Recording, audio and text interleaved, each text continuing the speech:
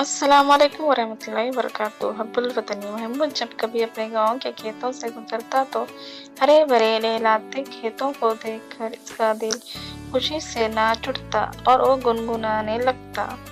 मेरे देश की धरती, मेरे देश की धरती, सोना उगले उगले हीरे मोती, मेरे देश की धरती।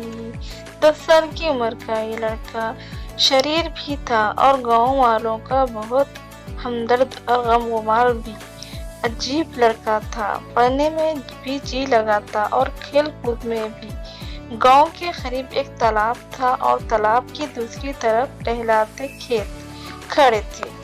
एक शाम महमूद जब तालाब के करीब से गुजरा तो अचानक इसकी नजर तालाब के बांध पर पड़ी और इसकी नजर दीवार के इस हिस्से पर जम गई जहां एक सुराख हो गया था और इस सुराख से पानी बहकर खेतों में आ लड़का रुक गया और सोचने लगा कि क्या किया जाए।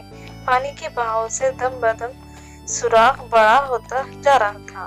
लड़के ने सोचा, आबादी बहुत दूर है, इसके जाने और इत्तला देने तक मुमकिन है सुराख बड़ा हो जाए, दरमियान सारे खेतों को बहाए ले जाए। इसके समझ में कुछ नहीं आ रहा था क्या किया जाए। इसने सुराख को अपनी पीठ लगाई और इसके दीवार से चिपक कर बैठ गया कि पानी बहना बंद हो गया। लेकिन लड़का इस तरह कब तक बैठे, किसी के वहां से गुजरने की कोई भी उम्मीद नहीं थी। सारी रात बैठा रहा। एक आदमी सुबह उधर से गुजरा, उसने लड़की के ये हाल देखा, फौरी चंद आदमियों को वहां लाया, लड़के को वहां से उठाया ले गया। लेकिन लड़का बेहोश हो गया था और लोग भी वहां जमा हुए और मामले की नवीयत को समझते हुए सुराख को फौरी बंद करने का बंदोबस्त कर दिया। बच्चे का इलाज भी हुआ।